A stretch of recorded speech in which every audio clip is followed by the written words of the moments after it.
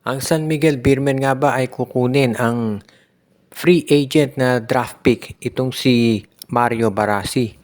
Itong si Mario Barasi, para do sa mga hindi nakakaalala, ay kinuha ng Barangay Ginebra.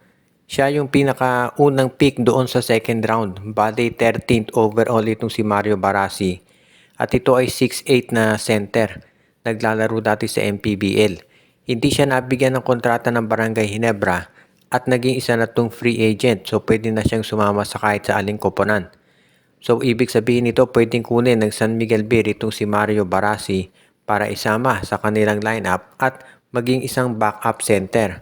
Alam natin na ang San Miguel ngayon ay naghahanap ng isa pang big man na pwedeng maidagdag dito sa kanilang lineup para maging backup ni Junmar Fajardo, at pwedeng-pwede itong si Mario Barasi ang kanilang kunin. Dahil yung laro nitong si Barasi ay pang backup center talaga. So ibig sabihin hindi nito kinakailangan ng maraming minuto para maging epektibo. At sabi nga nila, ang importante lang dito kay Barasi ay mabigyan ng oportunidad na ipakita yung skills niya. At kung ito yung magagawa ni Barasi, magiging maganda ang resulta nito para dito sa SMB. Kaya ngayon, dahil ito isang free agent, pwedeng-pwede na ito'y kunin ng San Miguel Beer na hindi nagre-require ng kapalit. Kaya magiging mas madali itong idagdag sa lineup nila kaysa makipag-trade pa sila sa ibang mga center. Isa yan dito sa mga bagay na kinoconsider ngayon nitong San Miguel, at sa tingin ko, magiging maganda naman to para do sa kanilang lineup. Ang kinakailangan lamang talaga, maging mas okay yung kanilang pagne-negotiate para madali nilang maidagdag to sa kanilang roster.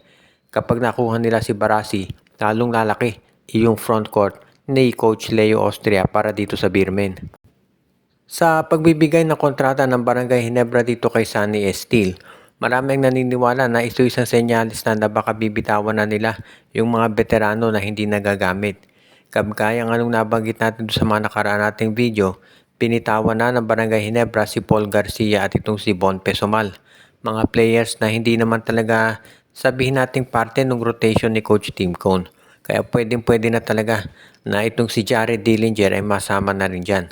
Matagal-tagal na itong si Dillinger dito sa Ginebra at hindi naman talaga naglalaro. Kaya pwede na itong ibigay ng Barangay Ginebra dito sa ibang mga koponan. For example, pwede nang i-trade si Dillinger dito sa Terra Firma o kaya sa Northport Batampier o kahit sa aling pamang team. May mga magsasabi nga dyan na hindi na masyadong mataas ang value ni Dillinger at hindi na yan pwedeng i-trade. Depende naman yan syempre doon sa team na makakausap ng Barangay Ginebra kung papayag sila na i-trade dito si Dillinger. Pero para tumaas ang value ni Dillinger, kinakailangan syempre na magkaroon niya ng additional na player na kasama o kaya draft pick. Kapag ginawa yan ng Ginebra, mas tataas ang value nito at pwede silang makakuha ng ibang player na magbibigay ng dagdag value dito kay Jared Dillinger. Kaya isa yan dito sa mga options na tinitignan ngayon ni Coach Tim Cone. Alam din natin na bukod dito sa posibleng pag-trade kay Dillinger, ang Ginebra ngayon ay pinag-aaralan pa kung sino yung mga additional players na pwede nilang makuha sa free agency at sa pamamagitan ng mga transaction sa iba't ibang koponan. Habang nalalapit kasi yung opening nitong PBA, na siyempre gustong siguraduhin ni Coach Tim Cone na magiging ready na yung kanilang lineup. At sa ngayon, ang kulang talaga sa Ginebra na lamang ay isang power forward. Mukhang susubukan ng Ginebra daw itong si Isaac Go at Japet Aguilar sa sentro, so isang power forward na lang talaga ang kanilang iniisip na idadagdag dito sa kanilang roster. Ayon dito sa lumalabas ng mga reports online, partikular na dito sa snowboards at kay Snow, mukhang ito raw si dating Northport coach Bonita na ililipat na dito sa Barangay Ginebra. Pero ang magiging tanong na lamang ay kung saan siya sa Ginebra mapupunta, kung aling parte ng coaching staff. Alam natin na itong Ginebra naman, isa sa pinaka-stable yung coaching staff niya sa PBA. So baka maging isang consultant o kaya assistant itong si Bonitan. Patagal na rin kasing parte ng lineup ng Northport itong si Bonitan at nagawa nga niyan dalhin ito dito sa playoffs ng Northport ilang beses.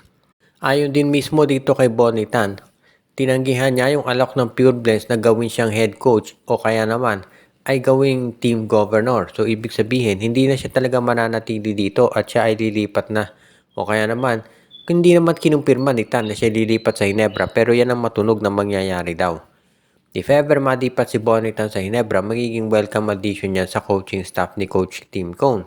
Dahil magaling ito at alam natin na sa kolehiyo pa kilala na ito bilang isa doon sa mga pinakamahusay na strategies pagdating dito sa basketball. Kaya sigurado na magiging maganda tong addition para dito sa Barangay Ginebra. Kahit sabihin pa natin na of course, pinaka-successful na coach itong si Tim Cone sa PBA. Pero kung magkakaroon siya ng mga very able assistants, lalong lalakas ang Barangay Ginebra. Kaya isa yan dito sa mga pinag-aaralan ngayon o pinag-iisipan ng Barangay Ginebra, sigurado kung saan pwesto pinakamagandang ilagay itong si Bonitan. If ever matuloy yan, sa tingin ko, magkakaroon pa ng iba pang coaching changes dito sa PBA at hindi na ako magugulat kung kabila nga dyan yung paglipat ng iba pang mga coaches. Dahil syempre alam natin dito sa PBA, wala nga permanente dyan. Meron mga lumilipat ng player, ano pa kaya itong mga coaches. So inaasahan natin na ito talaga ay mangyayari na. Ang Converge Fiber Xers naman ngayon ay na-secure na yung serbisyo ni Larry Muyang pagkatapos na ito'y bigyan na ng clearance ng PBA.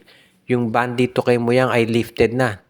Nakita, wala pang official statement ng PBA pero dahil pinayagan nila yung trade ng rights ni Muyang dito sa Converge Fiber Xers, ibig niya sabihin ay po pwede na ito at pwede na siya maglaro para dito sa koponan ni Delta Pineda.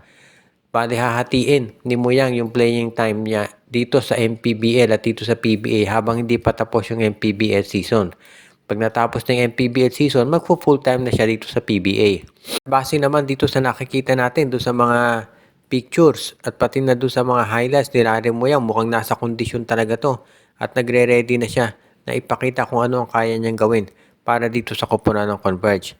Marami na ang hindi nagulat dito sa pagkuha ng Converge dito kay Larry Muyang. Kaya nga marami din na naniniwala na magiging mas confident at mas maganda ipapakita niya dito sa roster na yan dahil syempre comfortable siya dahil si Delta Pineda ang coach. Kaya magiging very much sabihin na natin na at home itong si Muyang dito sa Converge Fiber Xers. Kung titignan natin yung frontcourt ng Converge ba maganda-ganda na to dahil nandiyan si Arana, si Baltasar at isasama mo pa itong si Larry Muyang. Kaya nga hindi na nakapagtataka na kinukonsider ng karamihan na itong Converge ay isa doon sa mga teams na magiging isa sa mga posibleng dark horse pagdating sa playoffs. Siyempre, nandyan yung top 3, alam natin, San Miguel, TNT at Ginebra. Pero pagdating dito sa pagpapalakas ng mga ibang teams na nasa gitna, sigurado Converge kabilang dyan. Kaya nga hindi na ako magugulat kung sakasakali na umabot nga dito sa finals itong Converge Fiber Xers dahil medyo malakas talaga yung kanilang lineup ngayon at maraming naniniwala na sila ay magiging isa rin sa mga future champions sa PBA. Bago tayo magwakas ay batiin natin yung ating mga regular na taga-subaybay katulad ni Joshua Giray, Espeo at Rosales family, pati na rin si Anthony Alon, si Michael D, si Malyari Mascarinas, Dalmacio de Guzman, pati na rin si Ireneo Salangsang, si Dexter Domer, Katsakino Dukusin, at ang iba pa natin mga viewer.